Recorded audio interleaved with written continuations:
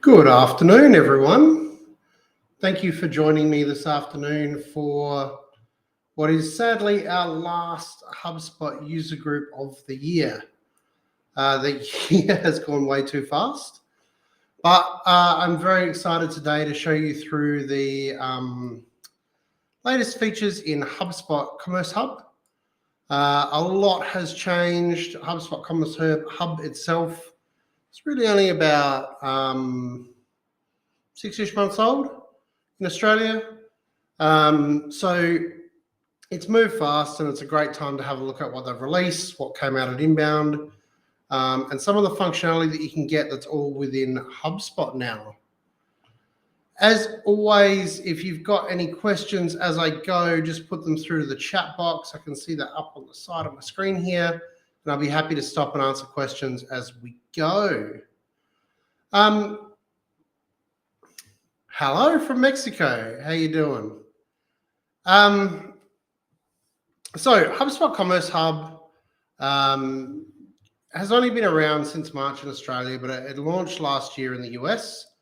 There was just a bit of a delay in it coming out to the rest of the world. HubSpot actually did release something similar. It was nearly 2 years ago now,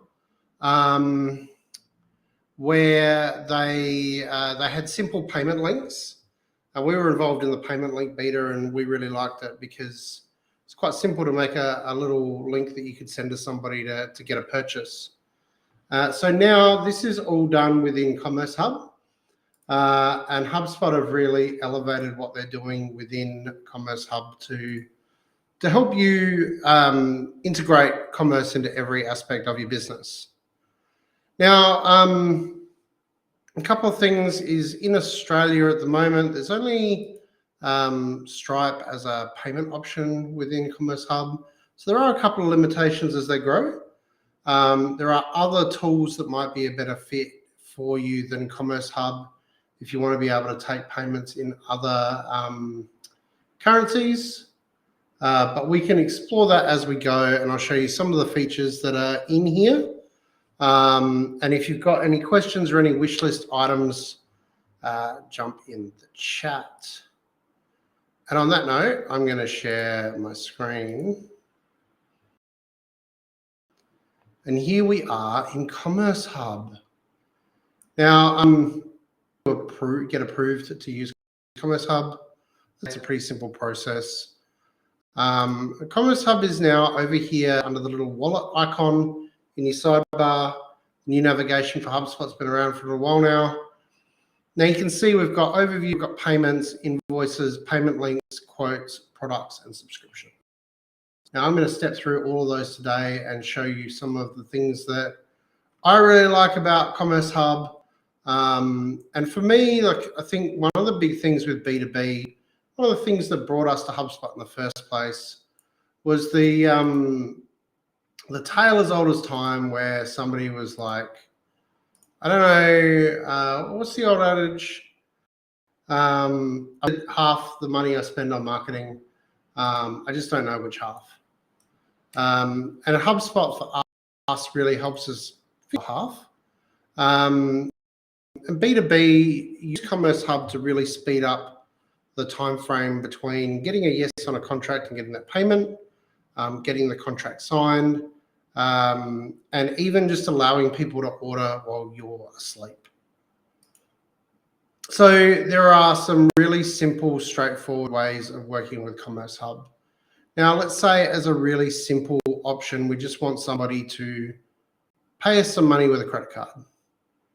So if I go to the create button up here, you can see I can create an invoice, a payment link, a quote, a product, a subscription.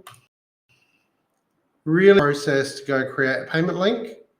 HubSpot have given you some templates here. Maybe you want to sell professional services. Maybe you want to collect donations. If you want to collect donations, then you can do them as recurring. I'm going to go with a blank today and just type in, create a custom line item.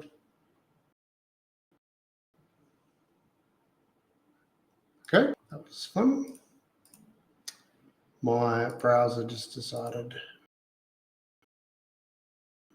it didn't like the world. Line item, and I'm going to call this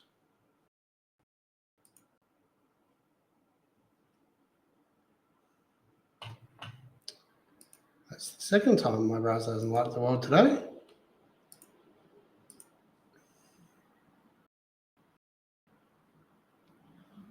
Cool, here we are. So this is my payment link. I can give it a name. So I'm going to call this Hug Demo November 2024. So I remember why I created this link. Now, it does support multiple currencies. Now, you will need to have the currency configured in your Hub portal to use the currency. And so you see here, you've got a manage currencies link here. You can add within reason, whatever currency you need. But you'll also notice here that we have UAE dirham set up as a currency, and that's not supported by the payment links at the moment. So there are a couple of little gaps here that are coming through. Now, I'm going to just select something from my product library. I could quite easily create something custom. I can choose the unit price that's coming from my product library, which we'll go through shortly. I can look at my quantity. So I can put as many as I want in, a discount, billing frequency. So you can see I can set how often this gets charged. So all the way up to annually. And it'll actually create the subscription for you in Stripe and automatically take the money on the regular billing. I'm just going to do one time for now. If I go to monthly, see here it adds that this is the future payments. And this is 1 month after payment. Now for Australia, you can now add GST to these line items. So I want to put that in as well. When the billing is going to start. So when they sign up here, is the billing going to start at the start of the next month? Is it going to be delayed? When are we going to start billing? So a lot of flexibility and customization has been added here so that you can really get whatever you need for your payments. But you can see here that just by adding that single line item, this wouldn't take very long to then go through and build out. Another thing I really like about HubSpot Commerce Hub, we've got a one-time use option up here. So I can create a very disposable link that I can send out to a prospect. They're the only ones that can ever use it, and they'll be able to sign up and off they go. I'll turn that off for now. A few settings that I can manage here. So we would usually want this link to create new deals because that's part of the thing. So when the payment is received, a deal will be created that is closed won. I can put custom text in the checkout. I can have discount codes, collect information I need to collect, and then choose where I redirect somebody. So you can build this into your whole onboarding process so that once somebody fills out the form, then they'll go through to the next stage of your onboarding where maybe they're providing you with access or something like that. And then I step through to my preview, and this is what it would look like when you send this link out to your prospect. So this is the summary of what they're buying. This is their tax, currency is there, their information, and then they can put their credit card in and they can pay that bill. Supports tablet and phone as well. Now you notice, or you might notice, I notice, that we've used some of our own colors in here. So you can put your logo and put some of your basic colors in, but these are very limited in what you can customize on these pages at the moment. So I click create.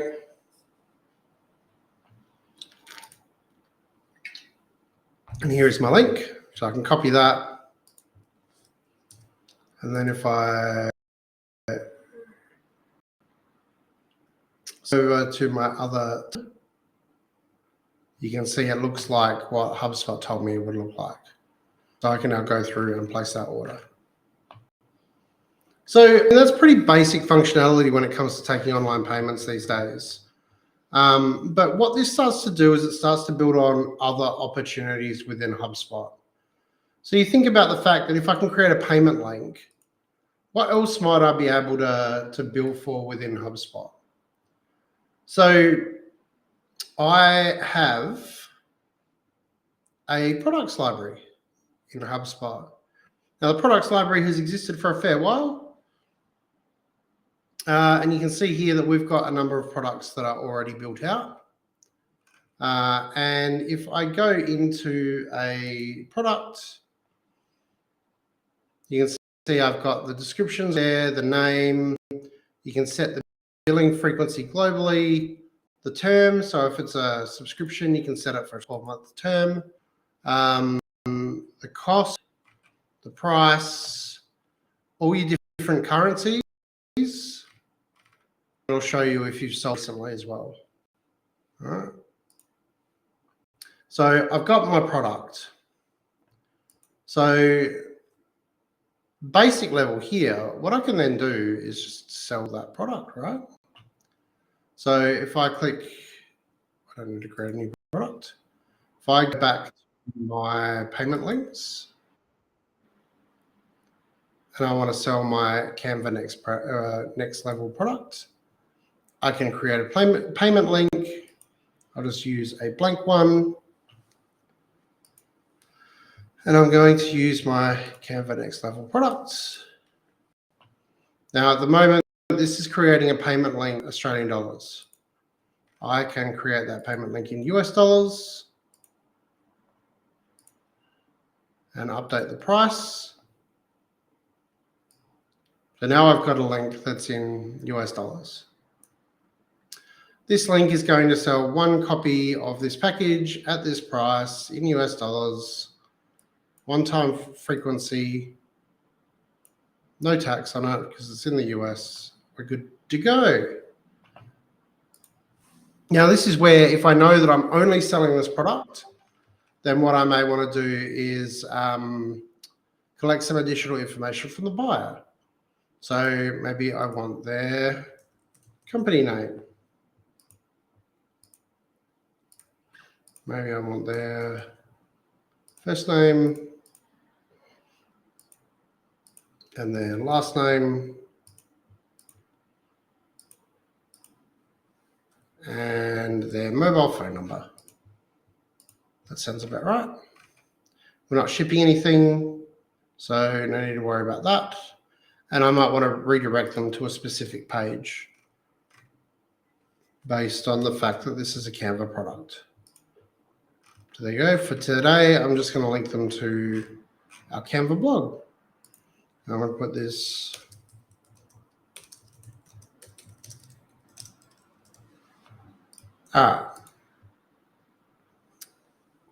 So now I have a link that can be used by anybody to buy this product. So where that becomes really helpful though is in B2B e-commerce.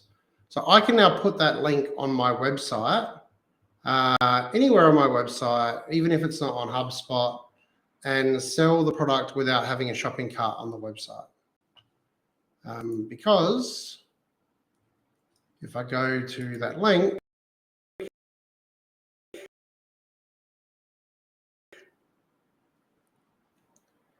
to buy, they'll see it's in US dollars.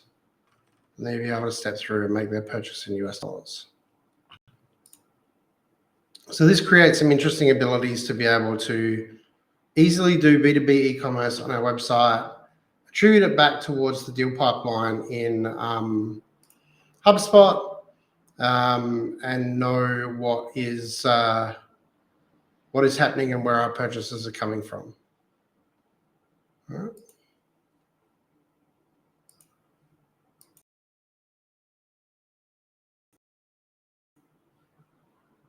So back over in HubSpot fits very well with our traditional deal pipeline.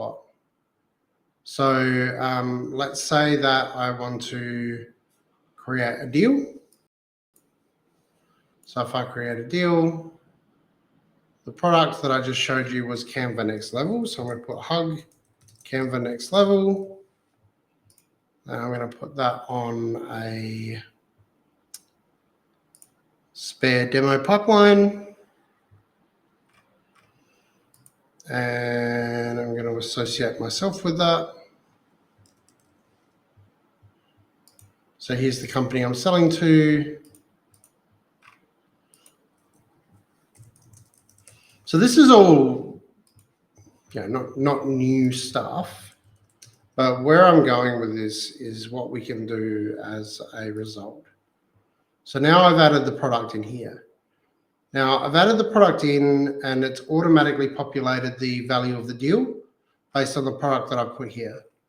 Now that talks back to the currency as well. So if I change this currency to, let's say, euros, you see the value of the deal changes immediately. So if I wanted to sell this to somebody in euros, I can create that deal. And I can then go to the record.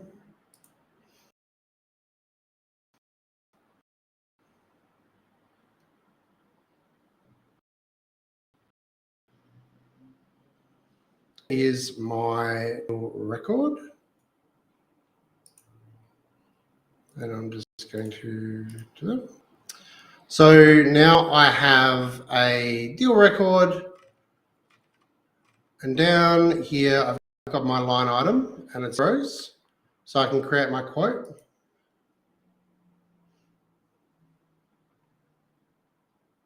I've got my contacts.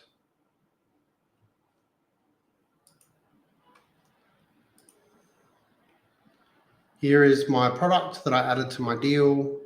Same interface as the one we were looking at before, which is really helpful. The only difference when it comes to doing this in a deal is we can have a payment schedule. But now I can choose to use an e-signature and require the client to sign the proposal. And I can choose to accept online payments. So you can see now down the bottom, there is a Pay Now button. And this gives me my overrides. So interesting that they've just recently added the direct debit. They've also added the ability to store your payment methods for future charges. So this just helps you understand that they're working on this constantly to try and improve what's available in the product.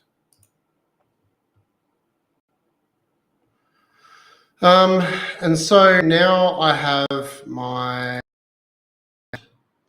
recent change made is they've made it so that you pick the quote template at the end, not the start. Must admit, I'm not a huge fan of that change, but that's okay. So here's my quote.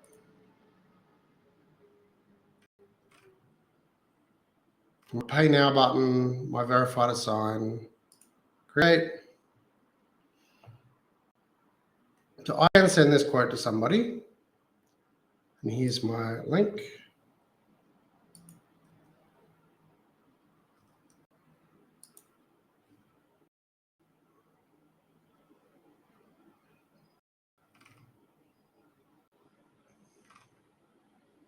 It's in euros, like I said. Once it is signed, I can then click the Pay Now button and pay immediately. So it sent me an email to verify who I am, and then I can go through and finish the payment process. And again, it's all linked in nicely and good to go. Now, I've got a question here about the Canva product to create a link. So in this case, I'm just using the Canva product as an example. So I've created a link for the Canva product. And I can show you how we use that in practice in a minute. I wanted to go through the deal process first, using the product library and the quotes. But I can show you what we do those links normally, and you can use them on your website as well. All right. So that takes me through my deal pipeline. Now I've got these products added into in as links. So now I'm just going to jump over to my email for a sec. Not because I love email, because but one of the great things about payments is that it integrates across the whole HubSpot stack. So in this case, I can see Nikki's on this call, so I'm going to send Nikki an email. Hi there, Nikki. Here's the product we discussed. And you can see here, I've got a payments button. So this is in the Google and the Microsoft add-ons. So if I click payments, here's what I just created. And I can put this straight into the email and just write, here's the link you need to get started with our Canva setup package. No fumbling around for them, very quick. And this is one of those things that if you've got a set service, you always deliver a setup in the same way, and you want to be able to sell that as a basic package, you can just use that link and off you go. So there's no need to do a specific quote for that, because Nikki will get this and she'll be able to click on that and it'll go straight to the payment page that I showed you before. Everything's nice and packaged and ready to go. Equally, I could put that into an email template, or I could put that into something like that so that I could reference it when I needed to. So it's all sitting where you need it to sit so that you can do what you need to do. Cool.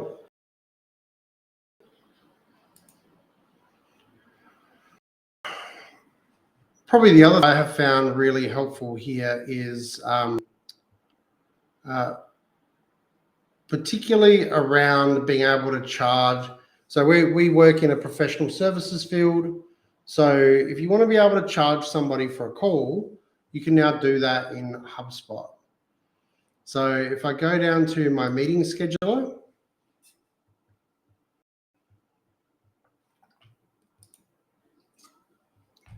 you can create a meeting. I can create a Google Meet meeting.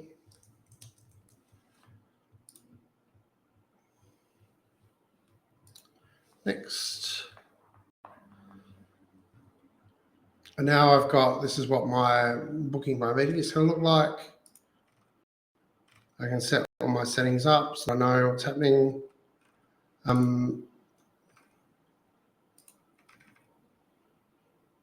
Put some capture in there, let people invite guests. Now, up here though, you can see I've got an option for collect payments. So I can select the product that I want to sell from an existing payment link. So maybe I picked a training link, something like that. So after somebody chooses a time, but before their time is confirmed, they will need to go through and pay for the product.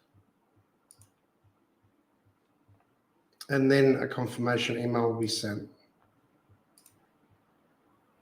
So for professional services, this is huge because I don't need to worry about all the technical aspects of doing that, running different products and things like that.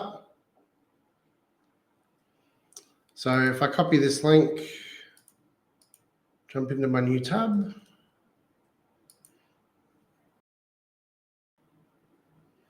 So I am visiting this to book. It tells me here that there is a payment is required to book this meeting, and it's 30 minutes. Probably a bit steep, $700 for 30 minutes, but that's what it is for now. So I can put my time down, my details, add my guests, go next. And now it's going to ask me to pay. Although apparently today there's an issue with the layout. So I can go in here and put my payment details in, before this is approved, and it tells me on my payment sheet here that I'm paying for this product, and the meeting time will be Wednesday, 20th of November at 3:45 p.m. So from a customer experience perspective, we're really just eliminating that back and forth to book in that time. We're getting the person can book their time a lot faster. And so if it's an urgent thing that they need to do, then they can get that processed a lot sooner, which is better for everyone. Now, I feel like I've covered a lot so far, so I might just pause for a second and see if anyone's got any questions.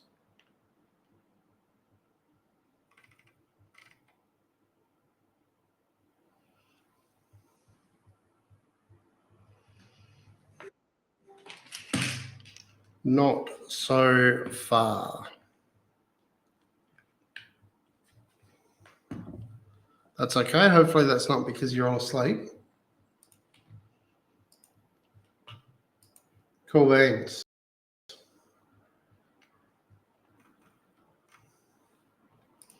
Okay. So how does the subscriptions work before we move on to reporting? So you see that there were some options there to create subscriptions. So all of the subscriptions will appear here. So you can see here, I can see their status.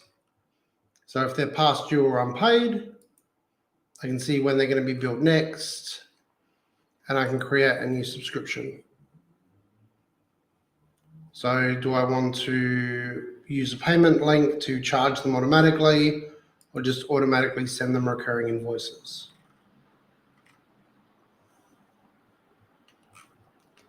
So if I'm automatically creating invoices, I add my contact, I add my line items, and then my payment collection settings as well.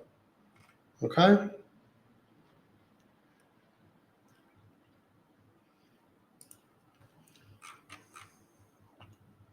So from a SaaS perspective,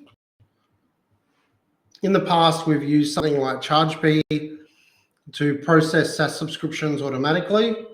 Now, something like ChargeBee is still useful if you want to be able to run your own payment gateways. So because this is quite limited to what we can do in Stripe, if you do want to process in PayPal and other payment gateways, you might still want to consider something like ChargeBee. But with the APIs that they've provided here, if you're using this for a SaaS app, you could quite easily use HubSpot for your payments moving forward, and use the HubSpot API to be able to feed that back to your app. Equally, then I can create my payment link. I can select my existing products. So if I've already got products, we've covered this a couple of times now. So again, you can see here, one of the great things about this whole structure is that it's the same interface. And if you've been using the HubSpot quoting tool, you're probably pretty familiar with this. So you can go through and create what you need to create, and know that it's going to work. All right. So we've covered subscriptions, products, quotes, and payment links. Now I just want to show you the some of the reporting functions. So we'll start with the payments section. So this is where it actually shows you the payments that have come through. So you can see in our case, it's actually taken us back to the welcome page because we haven't processed any payments through HubSpot just yet. We still manually raise our invoices at the moment. But then it gives you a breakdown of the data that you can report on here. So how much was paid in different currencies across the year, across the month, one time, recurring, etc. Now the invoices though, the invoices is slightly different. So the invoices functionality here is actually going to show you all of the invoices that if your accounting system is linked to it, it's going to show all the invoices that are coming over from your accounting system. So you can either create new invoices in HubSpot, like I showed you before, or you can sync them all over from Xero, QuickBooks, etc. And that's going to let you be able to attribute the invoice to the customer that generated the invoice. So you'll then be able to report on that within HubSpot. So it is a two-way sync there that you can work with. Quite helpful that way, being able to know what is where and how that works. Now, the last big thing here on Commerce Hub is all this functionality is great until something happens. So what HubSpot have done here is they've baked this all into the workflow engine. So if I go over to create a new workflow,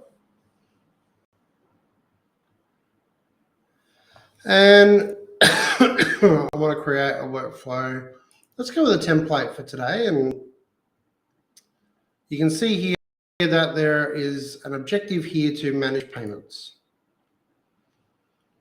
So onboard customers after a successful payment.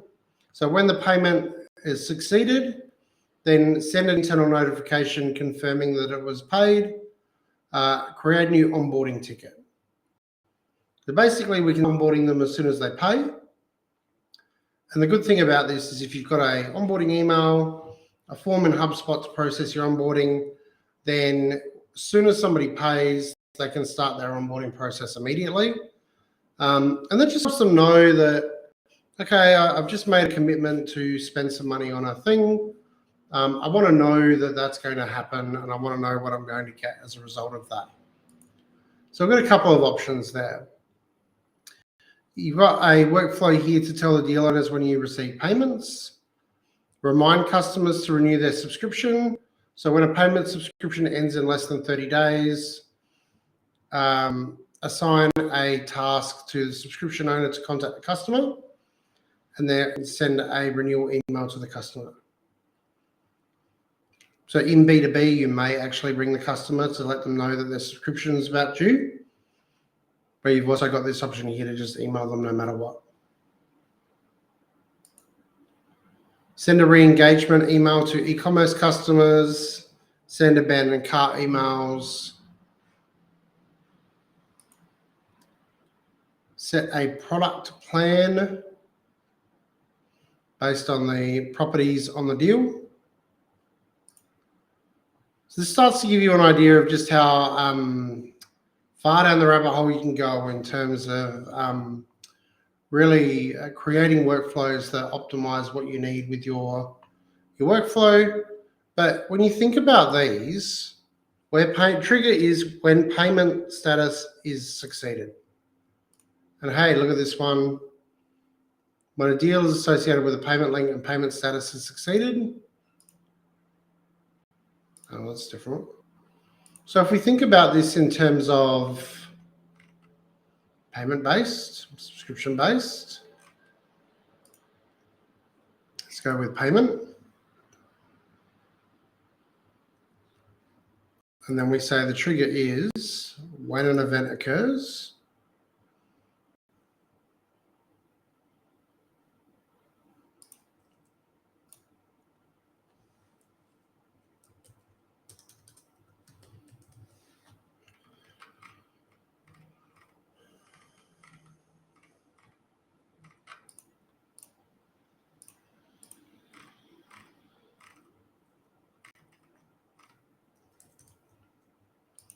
Status is succeeded. But hey, look, do we have one that's failed? If somebody fails, should we have a workflow that gets somebody from customer support to ring them and see why they're having an issue? So let's say that it's succeeded.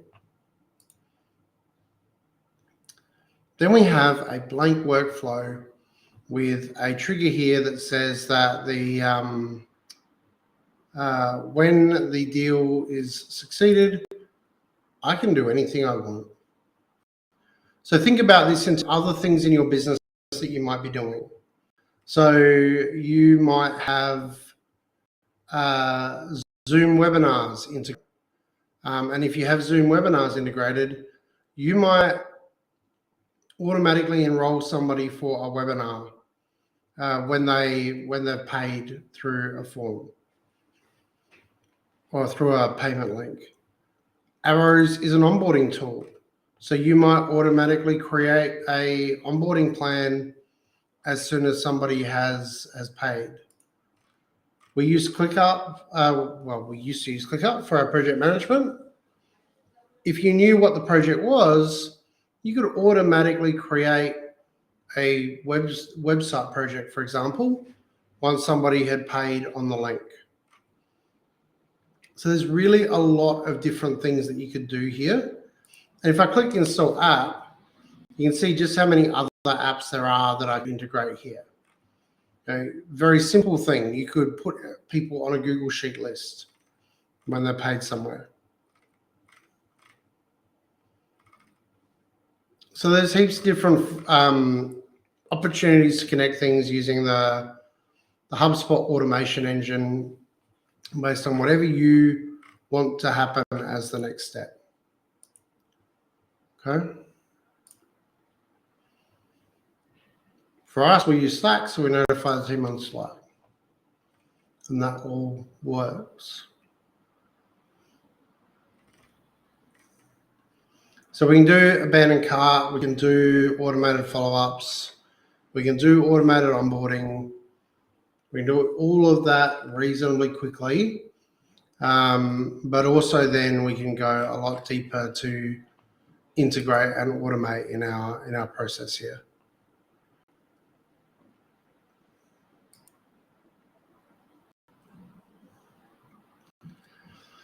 Now, the payment links that I showed you before can be used in the CTAs. So that way it gives you a little bit more tracking over where the payment links are clicked and what they're doing as a result.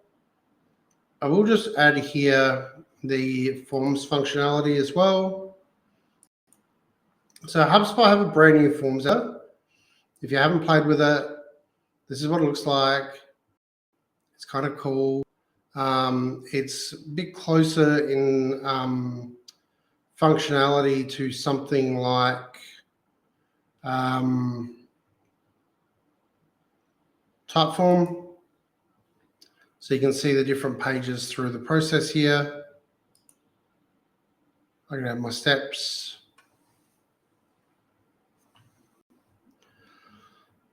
But it's worth just remembering at the moment, there are fields that I can add here. So if I add a step here,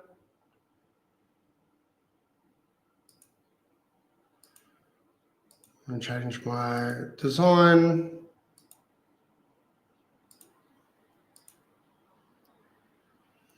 But one thing that you'll notice here from a form perspective, anyone feeling particularly attentive today? So there is no payment option for this particular form. So not yet anyway. I would imagine that that's something they're working on. So if that is a function that you need, there are a couple of different tools that you can use. Deposit Fix being one, Zebra being another. So knowing that those tools are out there, there are options, things that we can consider. But right now, we are limited to being able to create an informative form to collect people's information. Okay? That would, almost certainly that will come over time, no problems at all. Okay?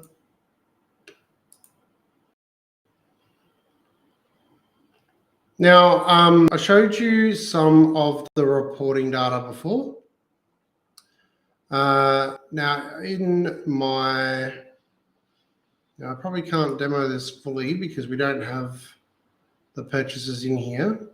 But you can see here you've got gross payment revenue from lowest selling products. So these have been added in by HubSpot.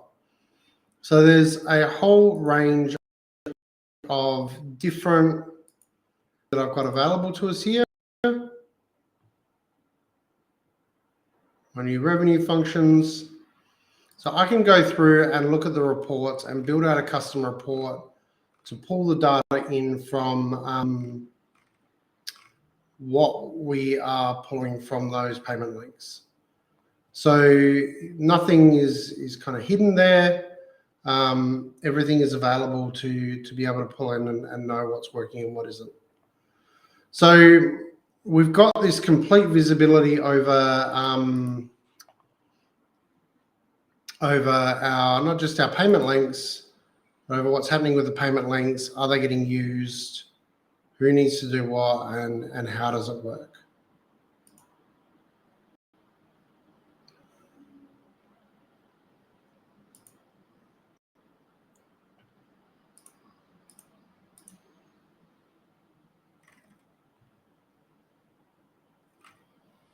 Okay.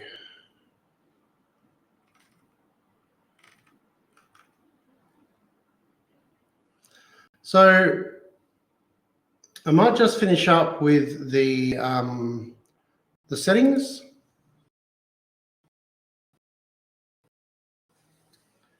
So over here under the settings, all of your object settings, and HubSpot's getting pretty busy with a lot of different objects now. So under the invoicing option, we can set up our invoice numbers, our invoice properties, allow editing and deletion, who they come from. So we can get quite granular with them. We can set up our templates, include the currency and sales tax notice, a tax ID. So you can add multiple tax IDs in here. That is very helpful. And then even some of the automations here. So send reminders to customer to pay their open invoices. So, that is something that you could quite easily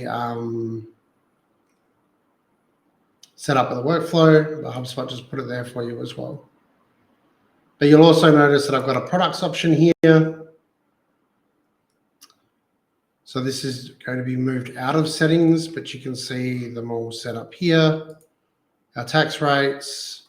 So you can have multiple tax rates for multiple countries or locations, and then discount codes if your business is going to offer discount codes. Payment links.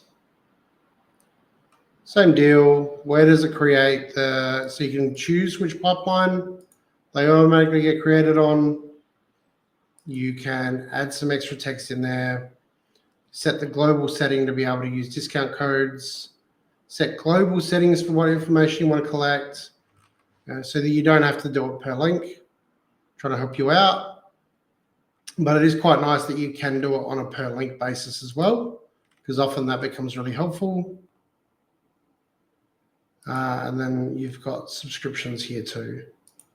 So you've got your own settings, accept online payments, what settings are you going to accept, etc. All right. So there's a lot of functionality there, but it's fairly easy to follow along.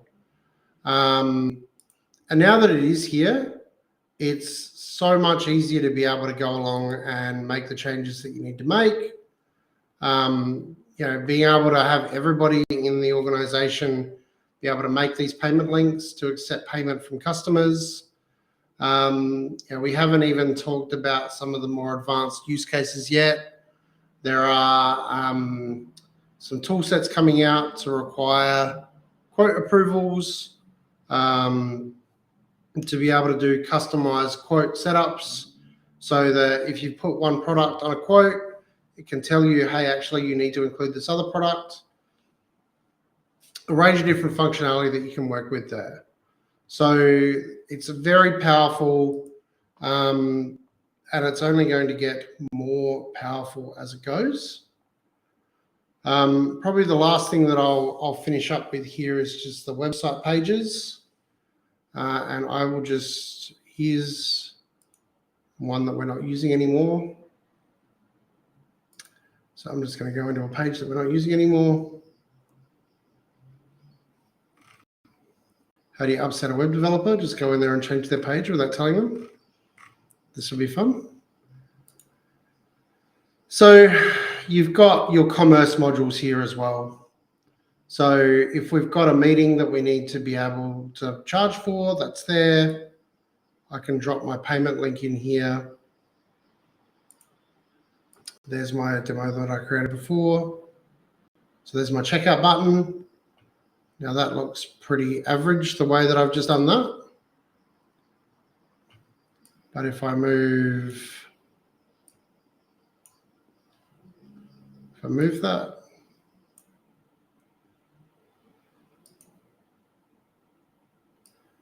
if I put that up there,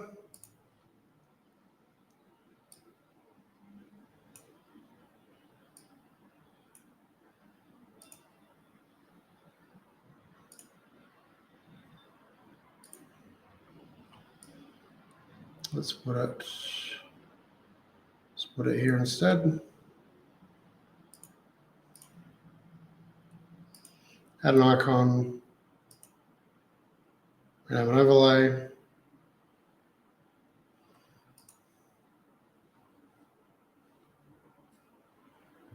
So there's one way of doing it. And then you may have caught that there was another way of doing it. Where is it? Plus,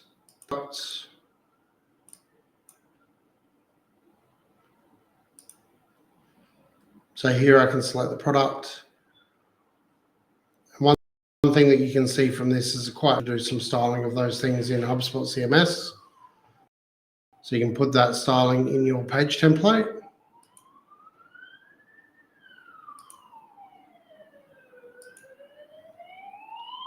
Not sure why that's not loading.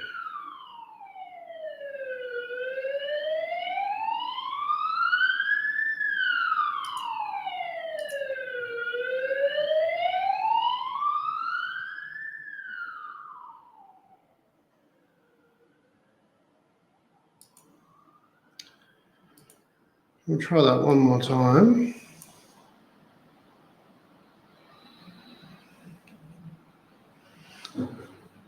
All right. So this section here will load with product. Then you can select the product that you want to sell in that block, and off you go. So really helpful to be able to structure your sales on your website. For SaaS-based companies that need a payment system, you don't need to go to the effort of building out custom infrastructure in Stripe. You may not need something as complicated as ChargeBee. You can do all of that processing in HubSpot with that more advanced reporting as well that you get in HubSpot and the workflow engine. So everything's kind of set up for you so that you can go through and manage that. Now, I'm going to try and see if I can get this to load properly. But while I'm doing that, any last questions before we wrap up for today? Anyone got any questions on use cases in particular that might affect them? Maybe ways that they might be able to use? But emailing best practices. By emailing best practices, are you talking about specific to Commerce Hub? Or are you talking about in terms of emailing people at all? Hey, this is loaded. There we go.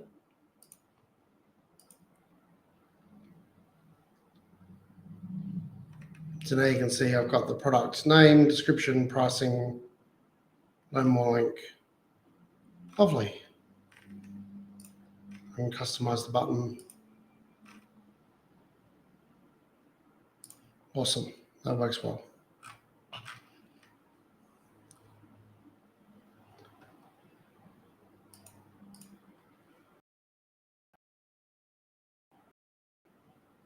So to answer that question about emailing practices, Probably need a little bit more context would be helpful. I'll just mention that with your emailing in general, one of the most important things is to make sure that you've actually got permission to send the email to those people. For a lot of us, that probably seems really, really common and really known. But it's one of the most overlooked things that we find. So you really got to remember that if you don't have permission to email them, there are a lot of different issues that can pop up. So the number one thing that we've found is just people who have been cold emailing. So that is basically emailing people who aren't expecting to get an email from you. And if they're not expecting to get an email from you, they're probably going to flag your email as spam. So if they flag your email address as spam, and enough people do that, then your email is going to get blacklisted, and your emails just aren't going to get received anymore. And if your emails stop getting received, then there's no point in emailing them at all. So it's easy to say, oh, look, they want to get my email, so I don't need to worry about it. But you absolutely need their permission to be able to email them. There are so many privacy laws in the world now that have popped up in the last few years that it's critical that you pick the right ones. And you make sure that you abide by them, because you may not get caught this time, you may not get caught in a while, but you will eventually see an impact on what you're doing for your business or just running your emails. I would suggest also making sure that you are experimenting with your emails. You can run different split tests in HubSpot so that you understand what is working and what is not, what works for your audience and what doesn't. There's a lot of different options there that you can use. And one thing that we find invaluable is we use an AI add-on, which is called 7th Sense. And what 7th Sense allows us to do is optimize the send time for each individual recipient based on when HubSpot says they're most likely to open an email. So that functionality in itself is huge, because we've got all this database in HubSpot that now we can use to figure out when somebody usually opens our emails. And once we know when people open our emails and when they don't, that allows us to be able to narrow in on what they what's going to work best for them. Does that answer the question about email best practice?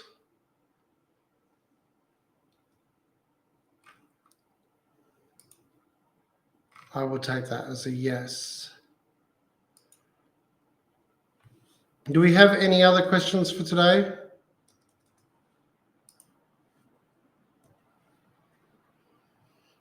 All right. What other products can create links and it functions marketing campaigns?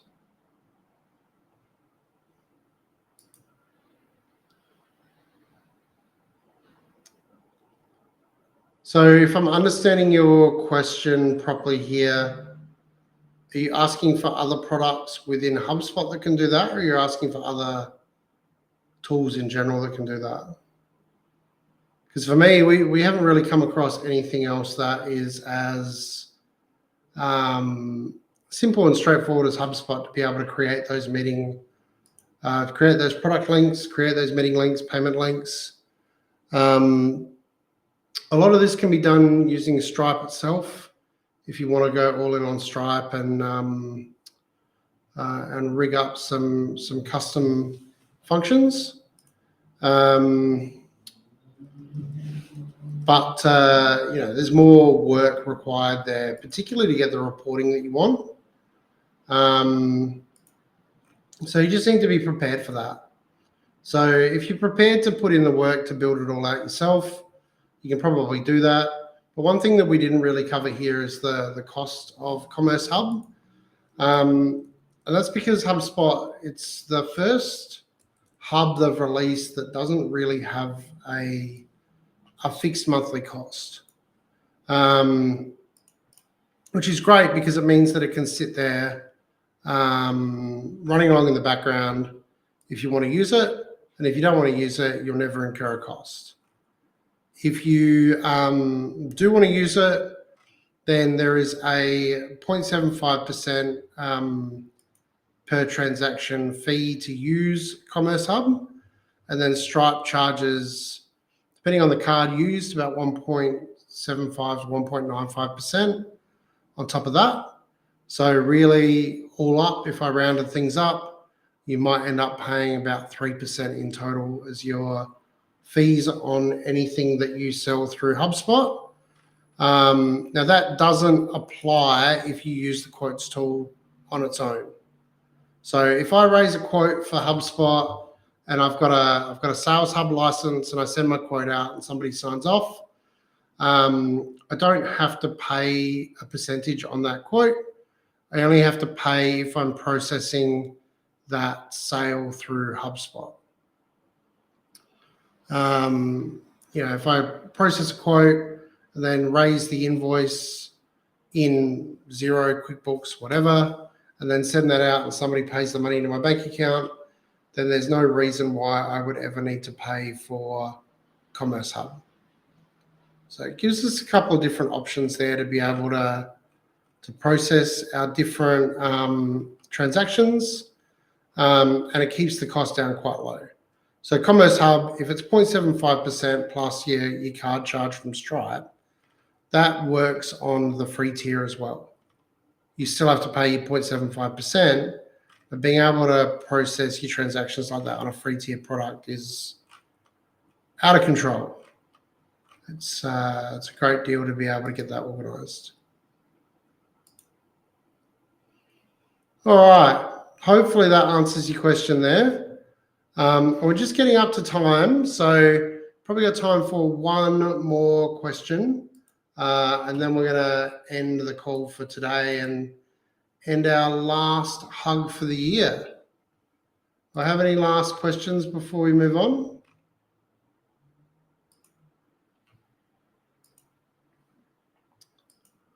All right. Thank you very much, everyone, for joining us today. For those of you who didn't join us today and see this on YouTube, make sure that you register for the hugs for next year. Excited to see you all then. In the meantime, have a great Christmas and look forward to seeing you at the hugs next year. Thanks, everyone.